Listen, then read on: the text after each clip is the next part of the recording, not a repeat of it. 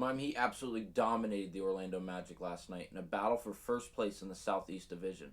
We'll break it all down and discuss how they did it on this episode of Heat Digest. It wasn't a dominant performance from start to finish, I will say, for the Miami Heat, but it was dominant for glimpses of this game, and one of those glimpses was half of the second quarter. We'll start with the first quarter and say we did win 25-24 at the end of the first. We were leading, I should say, at the end of the first quarter, 25-24 of the Orlando Magic.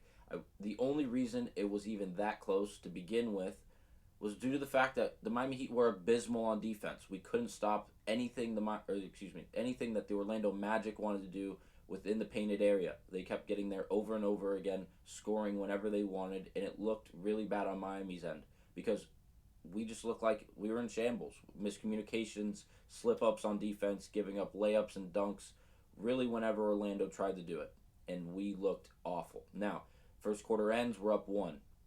Second quarter begins, and things start to go. Offenses are picking up on both sides. 5:27 mark hits, and Duncan Robinson makes a pull-up jump shot from mid-range, and it started. The 17-0 run, that is, started for Miami, and things took off. The Orlando Magic looked like they just kept getting punched in the face over and over and over and over again.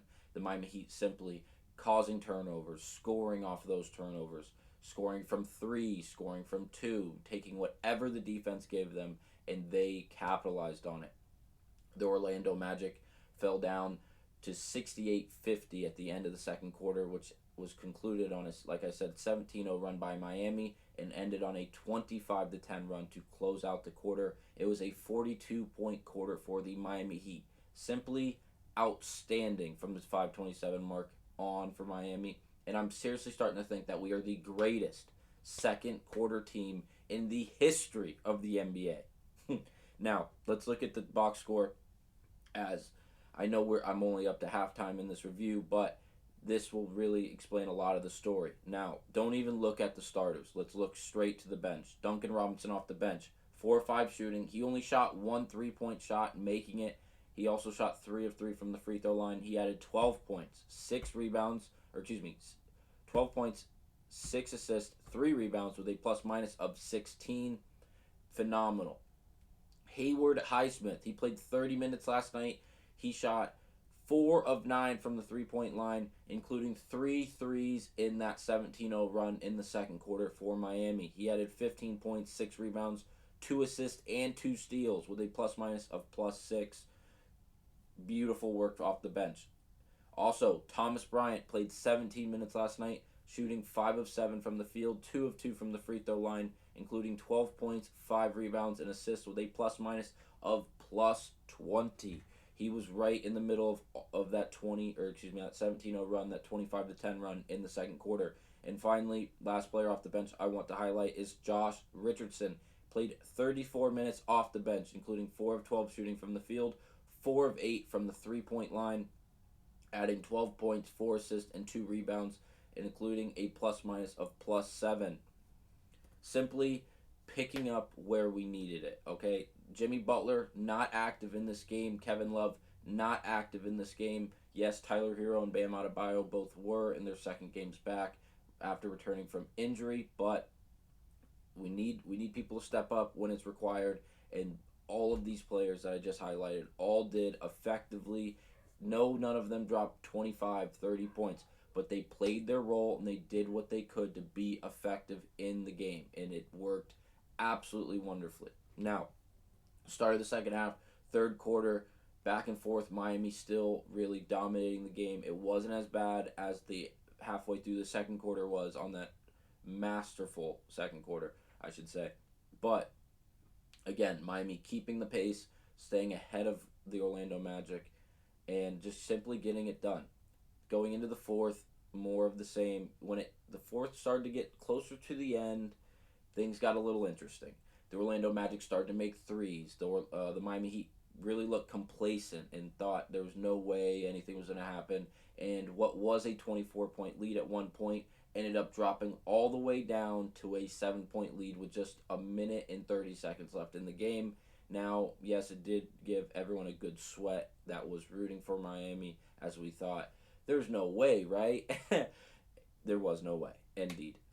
Miami was able to close out the game, get the victory in a 115 to 106 win over the Orlando Magic, despite the scare from Orlando late in a push from them. Here are the team stats. I want to highlight a few things. First of all, the 3-point percentage. The Orlando Magic simply could not get a 3-point shot to fall at any point in this game until about, 4 minutes left in the fourth quarter, when it kind of seemed like it was dead and gone. That's how our lead got cut down to only 7. They were actually able to knock down a handful of 3-point shots. Before the game, we shot 15 of 29, which is just north of 50%, as they shot 9 of 36, which is 25%. Not a great day from the field for the Orlando Magic. Now, something the Magic did do extremely effective. They did much better than the Miami Heat, but due to threes outweighing twos, it's not going to be highlighted as much. They out-rebounded us by 10, including 5 more offensive rebounds, 49-39 in the total rebounding battle. Also, points in the paint. The Miami Heat only had 34 points in the paint the entire game. The Orlando Magic had 54 points in the paint. Simply, that cannot happen. Does not matter what team is playing. That cannot happen. 54 points in the paint to your 34 points in the paint. Simply getting outscored by 20 points is not going to work. With the 3-point discrepancy, we got away with it. But if teams are going to win the rebounding battle, especially by 10, and then be able to score in the paint as frequently and as effectively as the Orlando Magic did last night, that is a recipe that will not work. Does not matter if you're the Miami Heat, the Denver Nuggets, the Philadelphia 76ers. You will not be able to compete with these teams with that scenario. We got away with one with our ability to shoot the threes, but we cannot let this slide. We cannot get consistent with this happening. Now, why is this game such a big deal? Well, it's an in-division game. Orlando Magic are currently in first place by 1 game. They were leading by 2 before last night's loss to the Miami Heat, who are in second place. We have a 16-12 record now to Orlando's 16-10. There's only a 1-game difference.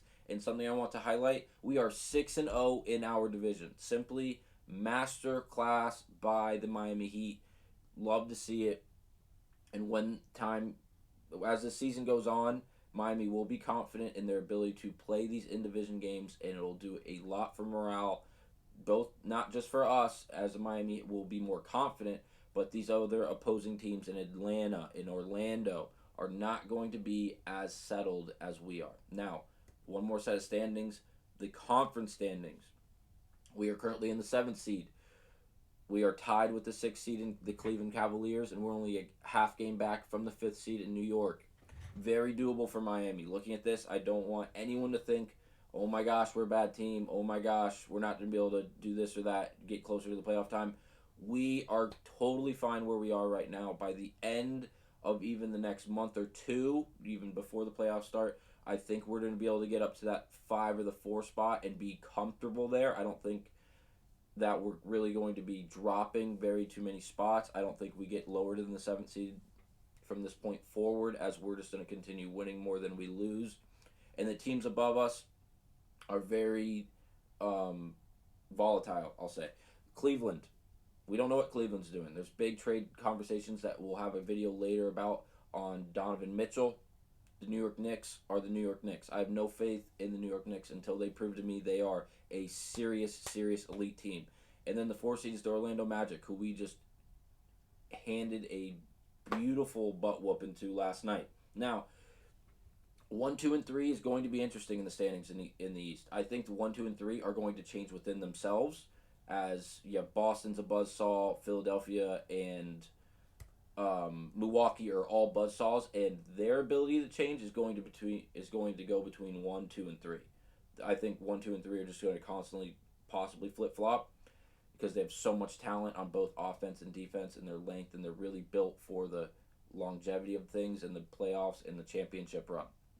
It should be interesting to see how we match up against it. We do have a game tomorrow night, December 22nd, at home, hosting the Atlanta Hawks. Again, another in-division game. We need to win because we don't want to drop games in conference or really in division at all. Also, we need more wins to be able to move up in the Eastern Conference standings. This is a great video. I love talking to you guys. Can't wait to see you next time. Remember, if you haven't already, subscribe to the channel. Stay up to date on all things Miami Heat. Have a great day. Thanks.